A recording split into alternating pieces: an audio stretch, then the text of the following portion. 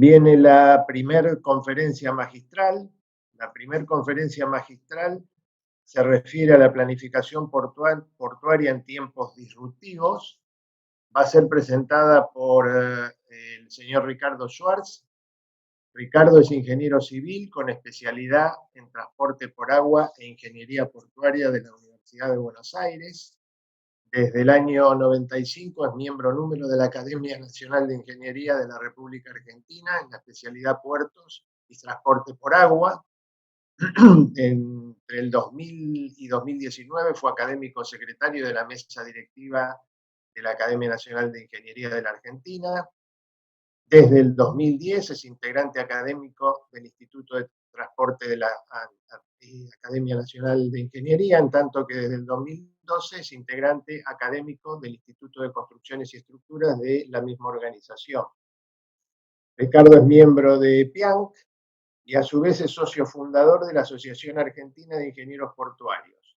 Posee una vasta carrera docente, la que ha desarrollado la carrera de Ingeniería Civil en la UBA, como así también la Escuela de Graduados de Ingeniería Portuaria, también de la Universidad de Buenos Aires.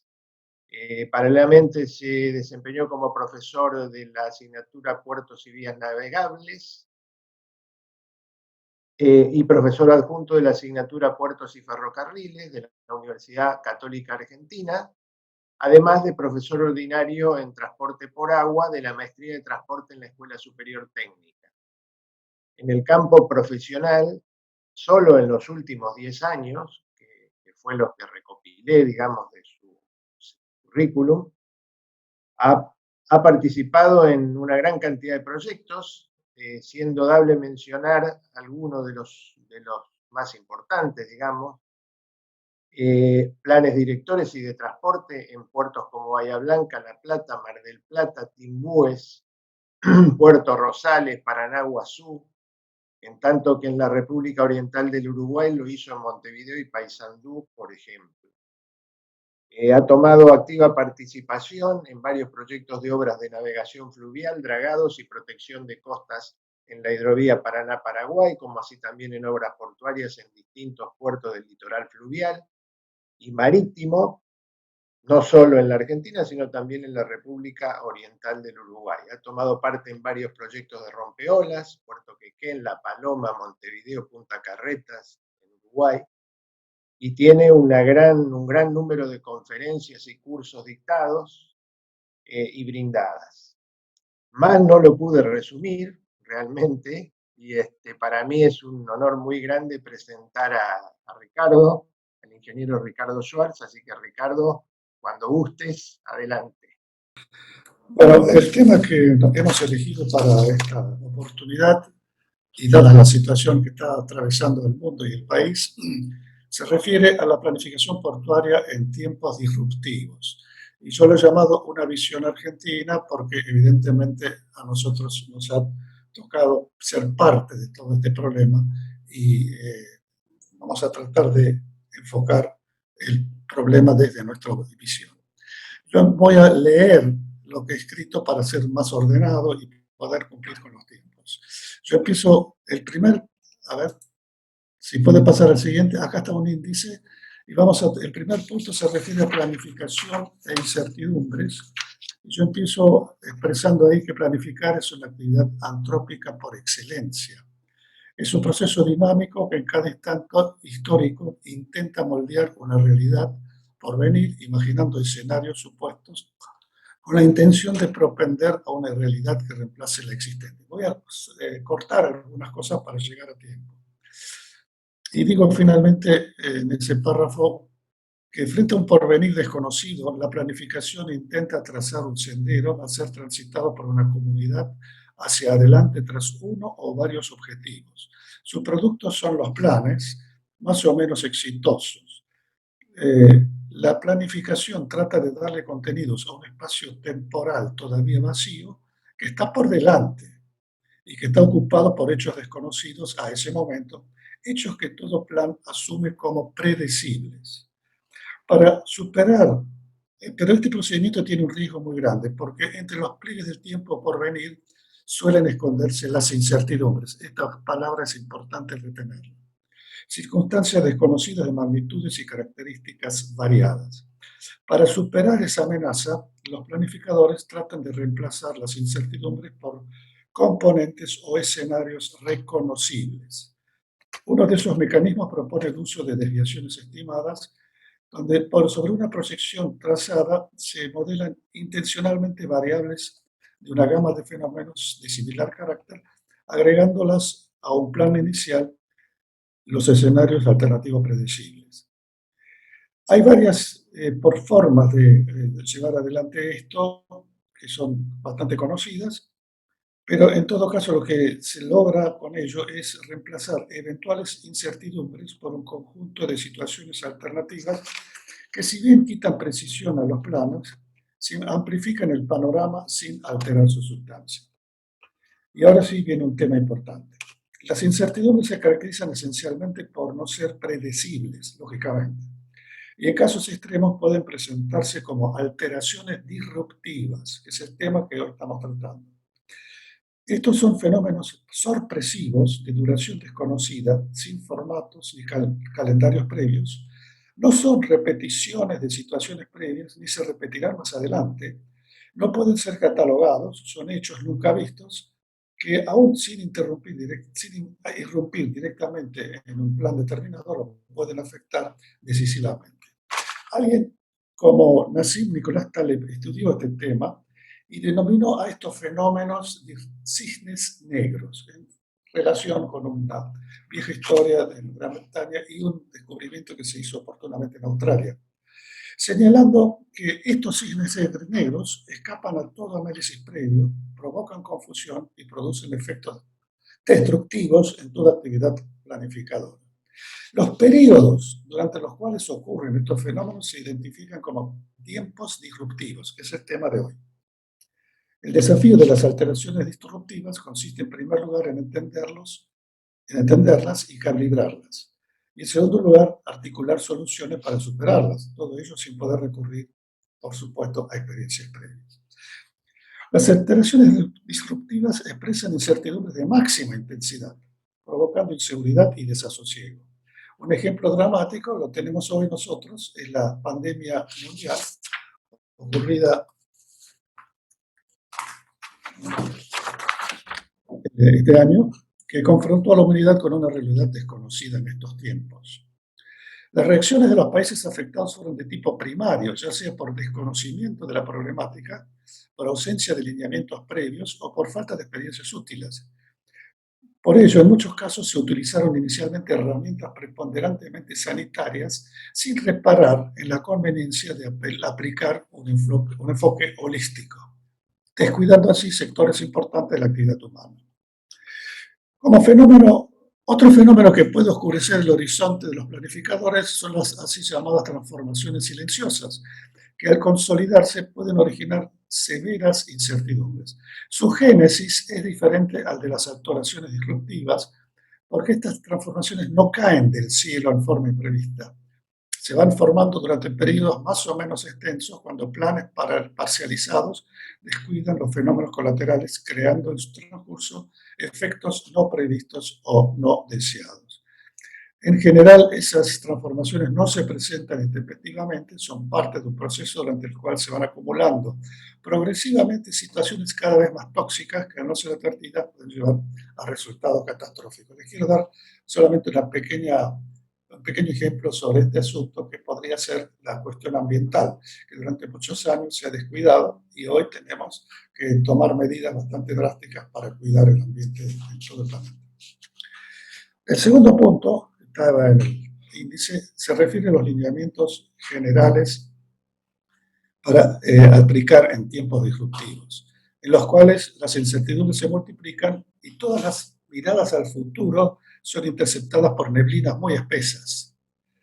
Así vemos como que la crisis actual hace necesario recurrir a una visión amplia para enfrentar los problemas integrados por múltiples componentes, con la ayuda de planificaciones de carácter holístico. Esto es muy importante.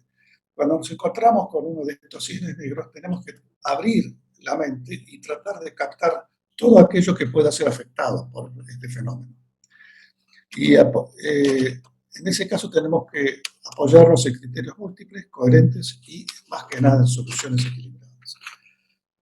Bueno, hoy los efectos colaterales de la presente crisis, especialmente en el área económica, superaron largamente las amenazas sanitarias iniciales, al punto que en plazos cortos y medianos sus efectos golpearán intensamente a diversas manifestaciones vitales de la sociedad en el orden planetario, no solamente en la Argentina.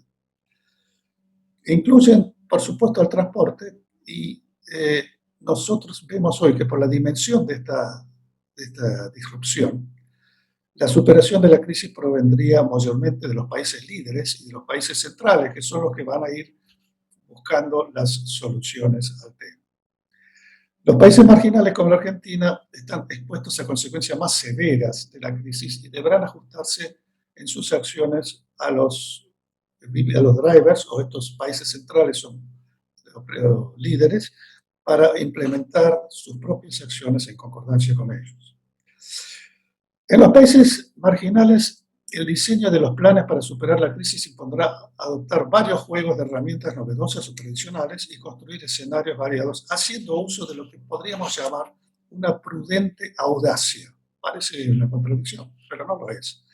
Porque entendemos que la audacia podría proveer una visión amplia del horizonte y motorizar los impulsos para imaginar ideas y acciones en dimensiones que por ahora no son desconocidas. Pero conviene controlar esa audacia, que no se desboque, con una adecuada prudencia, y entonces proceder a ajustes progresivos del tipo paso a paso.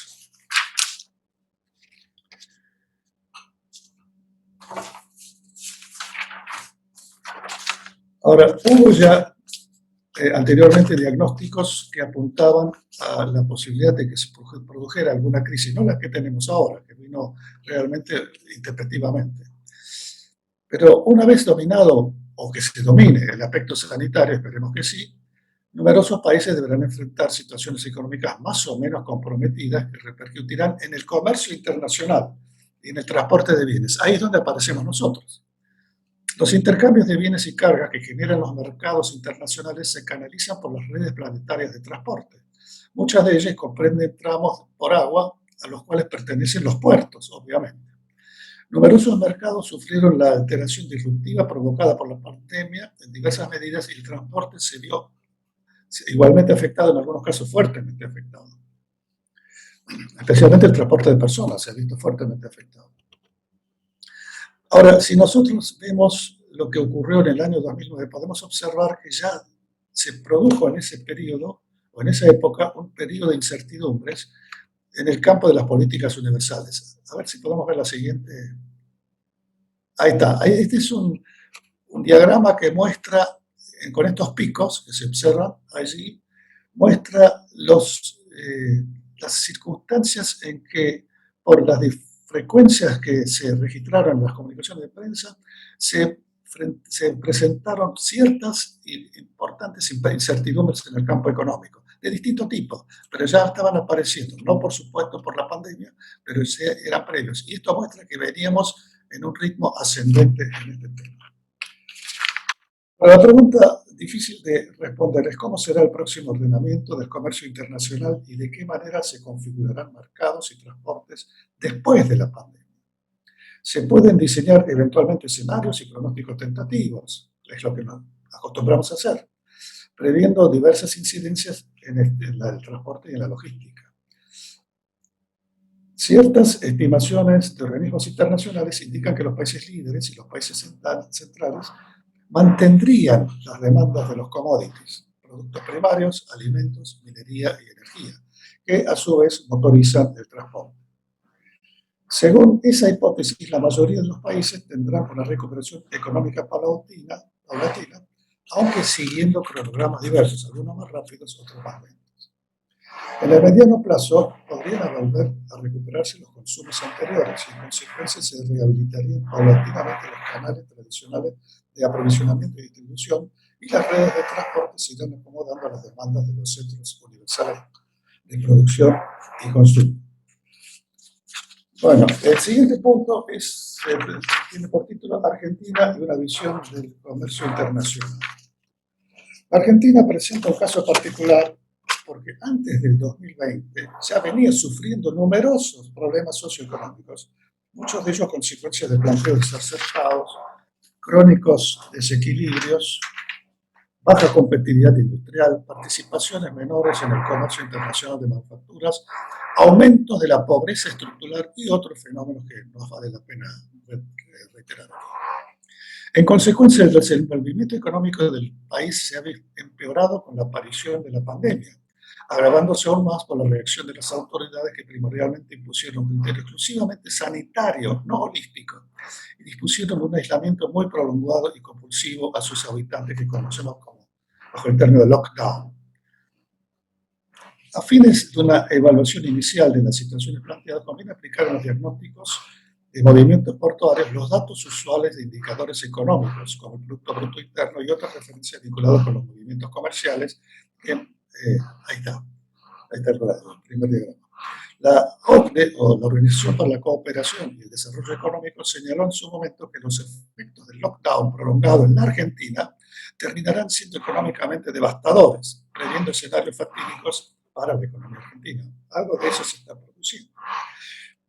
Y alertó que el Producto Bruto Interno podía desplomarse en el año 2020 entre el 8,3% y el 10,1%. Hoy he visto un pronóstico que ya habla del 12%.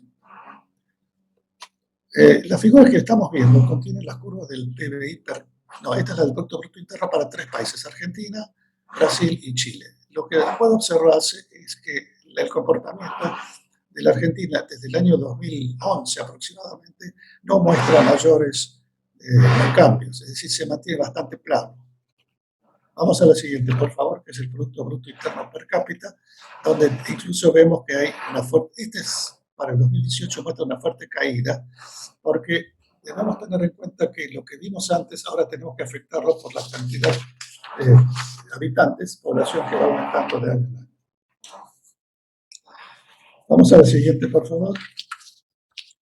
Estos son, incorporamos el año 2020 y 2021 con estimaciones. Aquí tenemos una caída del 10,1%, en realidad ahora dicen que podrá ser mayor, pero lo que podemos observar es que estamos retrocediendo en cuanto al Producto Interno al año 2010. Aquí yo he trazado una línea fantasiosa uniendo el Producto Interno a fin del siglo pasado con el que tuvimos el del 2016, que fue el máximo de la serie última. Esta línea lo que en realidad nos muestra es cómo hemos tenido caídas tremendas en el desarrollo del Producto Bruto. Y la superficie que queda incorporada acá, podríamos llamarlo la superficie de la pobreza. Todo lo que no ha sido producido en estos años contribuyó a que el país se transforme en un país de gran pobreza estructural que va en aumento día en día. Bueno, vamos a seguir ahora con... Ahora, lo que nosotros decimos, no, creo que hay una antes, hay dos antes, a ver. No, a ver si la buscamos, es otra. Esta viene después. Sigamos. No. Bueno, desapareció una slide, desapareció. Lo que nosotros estamos tratando de mostrar ahora es que la Argentina, para obtener un reposicionamiento adecuado, salir de esta situación de caída, será necesario que regularice y resuelva su escaso ingreso de divisas, que es el gran problema que tenemos, y que reduzca su endeudamiento interno, no solamente por arreglos con los acreedores o con los bancos internacionales. Para eso deberá aumentar su flujo de exportación. Todo el mundo está hablando de esto ahora. Y eso incidirá directamente sobre la actividad portuaria. Por eso nos interesa el tema. Y de ese modo podrá lograr un mayor grado de participación en el comercio mundial. Se registran muy malas experiencias en los años anteriores. Aquí venía el cuadrito. Bueno, la figura que nosotros teníamos ahí prevista, no está aquí, mostraba cómo había caído la relación exportación más importación con respecto al Producto Bruto Interno durante los años 50 y 90 aproximadamente, donde ese factor había alcanzado un valor menor a 0,2, y a partir de ese momento es que la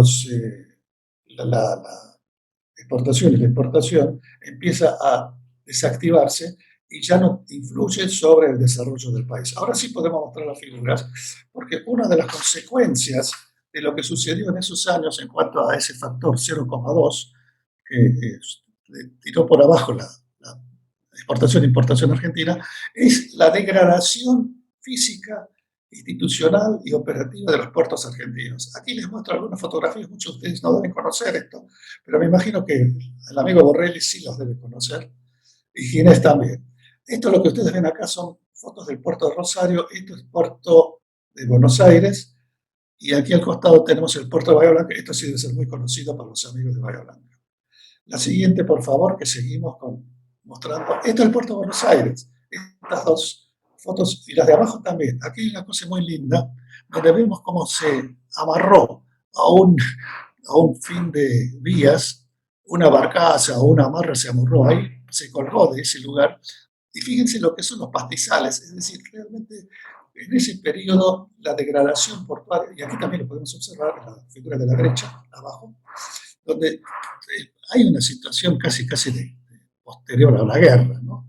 Bueno, eso fue la consecuencia de que Argentina se apartara del comercio mundial y, por supuesto, los puertos desaparecieron prácticamente en su función. Ahora vamos a ver un tema que nos preocupa bastante y nos debería de preocupar a todos, que es qué pasa con el movimiento de los contenedores en la República Argentina.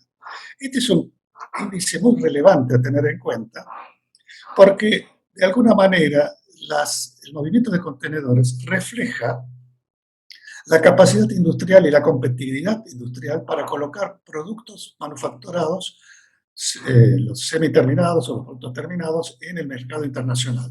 Y aquí hemos hecho una comparación, primero hemos analizado el caso de la Argentina y después hemos hecho una comparación con países vecinos.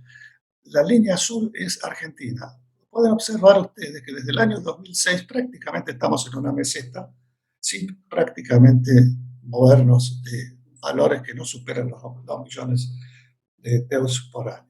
En cambio, fíjense cómo ha sido la evolución de Chile o la de Brasil. Han ido en aumento todo el tiempo. Acá tenemos estas caídas del año 2009 que nos recuerdan la crisis bancaria de Lehman Brothers. Bueno, vamos a ver a la siguiente. Esta muestra lo mismo, pero ahora relacionando el movimiento del año 2000 a igual a 1, y vemos que en los últimos años estamos en una meseta sin poder movernos. En cambio, los otros países han ido creciendo y nosotros no. Eso me llevó a hacer una serie de análisis y ahora vamos a ver 2 cuadros. A ver, por favor, el primer cuadro. No, esto es otra cosa que agrava la situación, sí, es una figurita que estaba salteándome, que es que, para peor, si ustedes toman la figura de movimientos de contenedores, ahí están las entradas y las salidas, las importaciones y las exportaciones.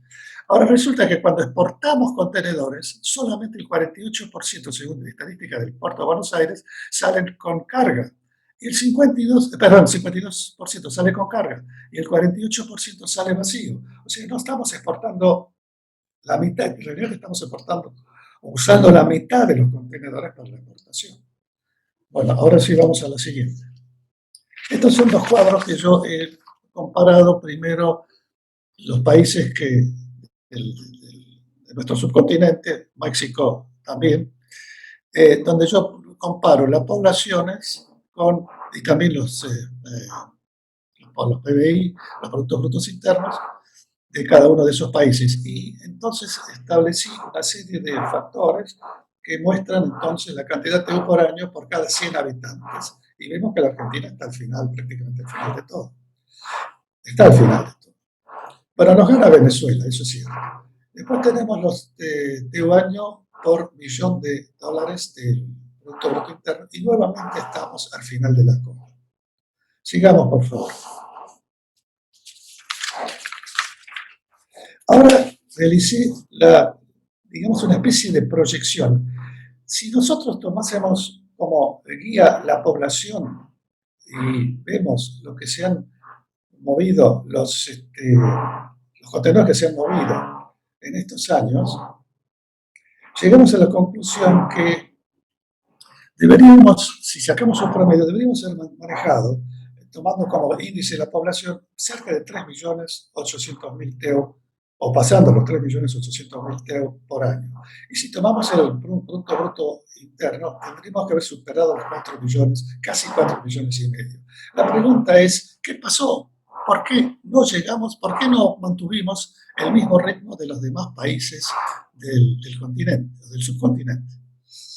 Bueno, creo que estoy tratando de recuperar el tiempo. Voy a ver si, sigamos ahora, voy a ver si recorto un poco lo que hemos escrito para el trabajo este. Por favor, si podemos salir de esto. Bueno, el tema es así. Frente a la situación que tenemos hoy, nosotros podríamos hacer algún tipo de análisis, pero no podemos hacer ningún análisis o no podemos hacer proyecciones serias, porque no sabemos lo que va a pasar en el futuro, no sabemos cómo van a actuar los países líderes, más aún teniendo en cuenta que este año habrá elecciones en Estados Unidos y esto parece también va a incidir fuertemente en el futuro del país. Entonces tendríamos que analizar una serie de señaladores que nos vayan indicando hacia dónde estamos yendo para luego sí poder esbozar algún plan más adelante. Estos señaladores, solo se indicado en este slide, significarían en primer lugar ver qué pasa o qué va a pasar con los mercados internacionales, los mercados que nos compran o que nos venden productos, y qué es lo que va a quedar abierto, qué nichos podrían quedar abiertos para que la Argentina logre insertarse. Estos mercados internacionales en su comportamiento futuro van a incidir muy fuertemente sobre el comercio y los flujos internacionales de cargas. Debemos estar muy atentos a qué es lo que puede llegar a pasar ahí. Hoy por hoy no lo podemos predecir y todo dependerá de lo que vaya a ocurrir de ahora en más. Si bien se anuncian algunos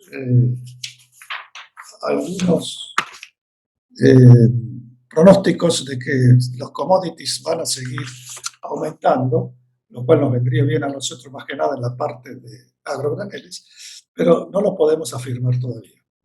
En segundo lugar, tenemos que analizar qué va a pasar con el transporte por agua. Es decir, a medida que los mercados internacionales se comiencen a reubicar en el mundo, el transporte por agua va a empezar a funcionar, ya está empezando a funcionar en consecuencia con las demandas de fletes y de cargas. Esto es para nosotros muy importante porque se están ocurriendo problemas o cuestiones o situaciones en el transporte por agua internacional que nos afectan de una forma directa. Por ejemplo, el famoso traspaso de los buques de portacontenedores de gran tamaño a las rutas secundarias, que son reemplazados por buques mucho mayores en las rutas primarias, puede seguir o no puede seguir, no lo sabemos. El tercer punto que nosotros proponemos aquí para su análisis es el de analizar o de ver qué es lo que van a hacer los actores relevantes en estos mercados internacionales, cómo van a comportarse, cómo van a ubicarse frente a las importaciones de productos primarios y también de productos industriales.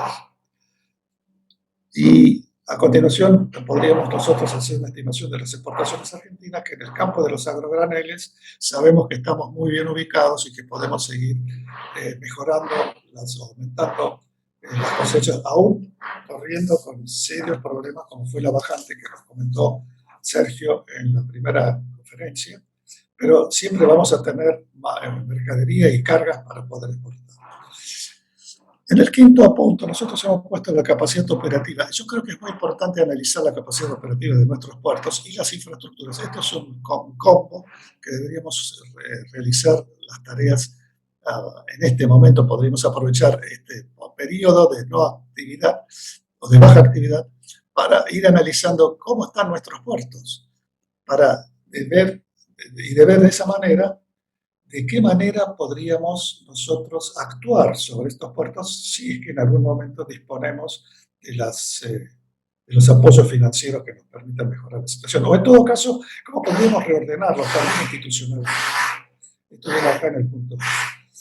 El punto 7 es, podríamos nosotros imaginar escenarios, ahora ya, pero serían muy etéreos, serían escenarios que deberían darse confirmados luego, y si bien es un ejercicio que nos vendría muy bien hacerlo ahora, no podríamos todavía definir cuáles de esos escenarios finalmente se van a poner en el planeta. Un tema importante es el ordenamiento institucional. Nosotros observamos que hay algunas incoherencias y algunas ausencias en este ordenamiento institucional, y creemos que es bueno que la Argentina se aboque a este tema para, en el transporte por agua, lograr un orden, una especie de regulación, si ustedes quieren, o un tipo de enfoque desde el Estado para que institucionalmente las cosas funcionen mejor de lo que están funcionando. Creo que hay muchas cosas para resolver. En el caso de las infraestructuras, quiero también recordar que un tema importante que tenemos que enfocar es el de los accesos a los puertos, los accesos terrestres a los puertos, que nosotros tenemos algunos problemas. Tendríamos que pensar, aun cuando no las podamos construir las obras que hacen falta, pero tenemos que pensar en las obras que deberíamos implementar. Por último están las estrategias y las acciones que podríamos empezar a imaginar, pero siempre esto sin llegar a definiciones importantes. Yo recuerdo aquí lo que podemos hacer, recuerdo lo que recomendaba Herman Kahn en sus conversaciones sobre planeamiento, que decía, podemos abocarnos a la generación de escenarios y pensar en estrategias de las más diversas posibles. Esto se llaman los MOI y los MOA, y finalmente lo que es el combustible y la energía. Bueno, yo les agradezco mucho haberme soportado toda esta charla un poco desordenada. Traté de recuperar el tiempo, pero en las conclusiones que finalmente voy a leer, propongo que la recuperación económica de la Argentina, que es posiblemente lo más importante que tenemos que encarar ahora, antes de hablar de los puertos, que son parte de esa recuperación, deberíamos encarar políticas generales coherentes y proactivas. Esto es muy importante, además consensuadas, para poder avanzar en todas las áreas económicas y sociales del país. No vale tampoco avanzar solo en lo que nosotros, en la especialidad nuestra, el transporte en general y el transporte por agua en particular, si no logramos mejorar los otros índices que se refieren a la capacidad de trabajo, a la pobreza, etc.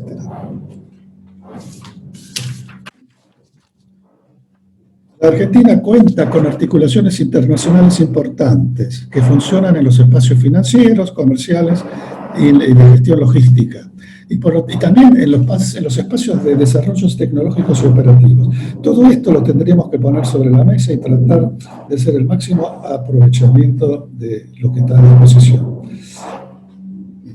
Tenemos que lograr una inserción del país en el ámbito universal como un partícipe confiable y plenamente competitivo. Y con esto quiero terminar. Muchísimas gracias por haberme soportado y quedo abierto si alguien tiene que hacer una consulta.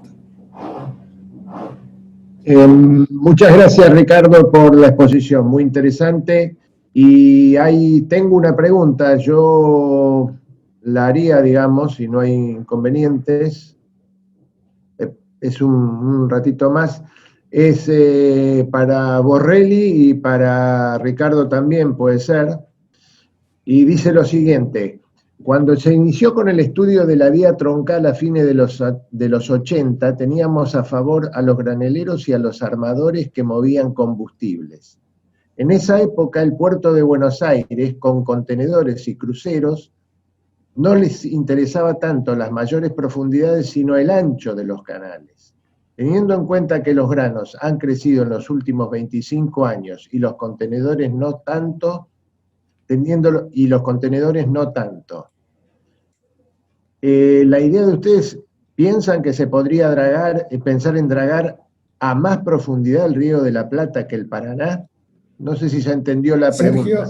Te digo, Sergio, si quiere empezar, Sergio. Bueno, Bueno, gracias, Ricardo.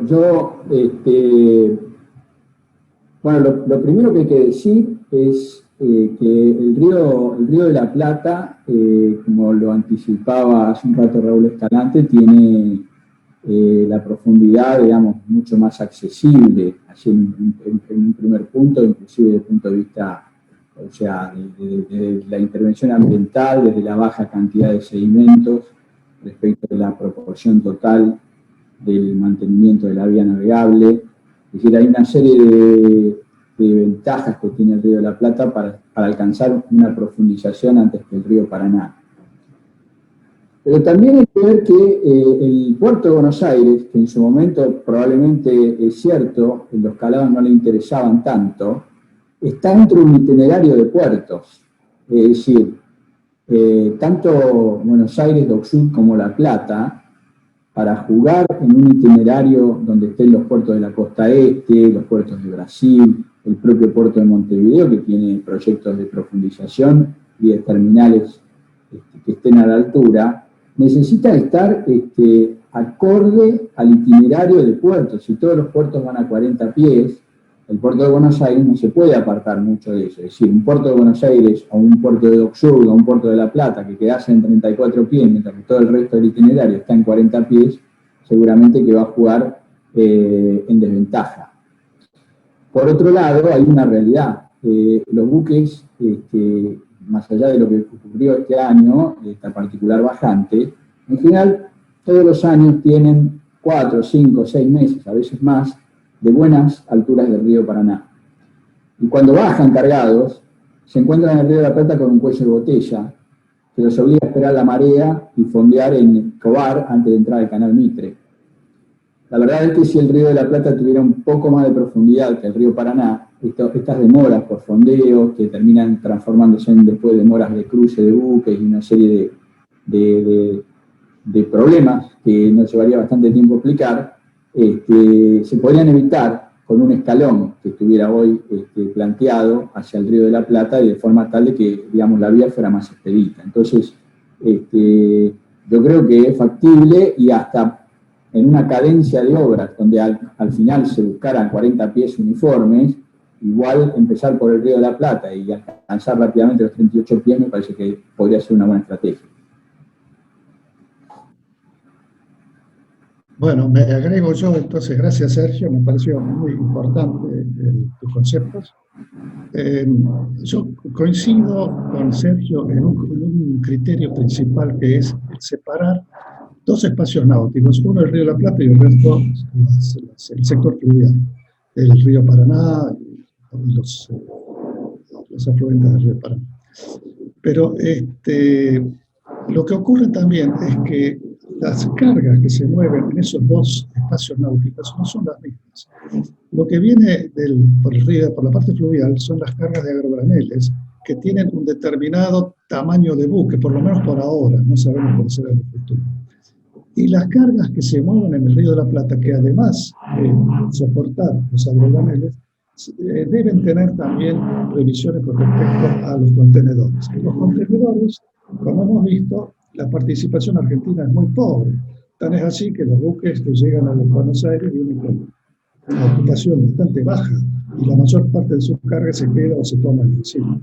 Pero de todos modos, si el tema de los contenedores llegara a crecer, si el movimiento de contenedores llegara a crecer, el espacio del río de la Plata tendría, si lo vemos ahora, cómo manejamos el buque de diseño para los dos espacios, vemos que para el río Paraná, para el espacio fluvial, el buque de diseño sería uno, que podría estar en el orden del Panamax, en fin, lo que se quiera elegir en su momento. Pero en el río de la Plata nos están la famosa cascada, o el efecto cascada que se está dando, que se nos van mandando buques cada vez más grandes, ya ha llevado a que terminales como la de Exxon están previendo la entrada de buques de 400 metros de eslora, o sea que son dos buques de tamaños muy diferentes. Y no sabemos nosotros si el río de la Plata va a poder, siempre y cuando, repito, aumente el movimiento de contenedores. No sabemos si el río de la Plata va a poder soportar eso, o si al final puede llegar a transformarse el sector, la zona de Buenos Aires y La Plata, en puerto feeder de algún puerto brasilero, o y aquí lo estoy viendo a Carlos Ginés, si no sería una buena idea transformar a Bahía Blanca en el puerto hub de contenedores de la Argentina. En fin, son temas que habría que ver, pero de todos modos yo coincido con lo que dijo Sergio recién en cuanto al comportamiento que hay en los dos espacios náuticos, que es muy distinto, y también al tipo de demanda que hay, el requerimiento de transporte que hay en los dos espacios. No sé si tienen algo más que agregar, si no, vamos cerrando la primera sesión. Pedimos disculpas, se nos retrasó, pero yo creo que es muy valioso lo que escuchamos. Les agradecemos por la atención a todos los que participaron, por supuesto a los expositores,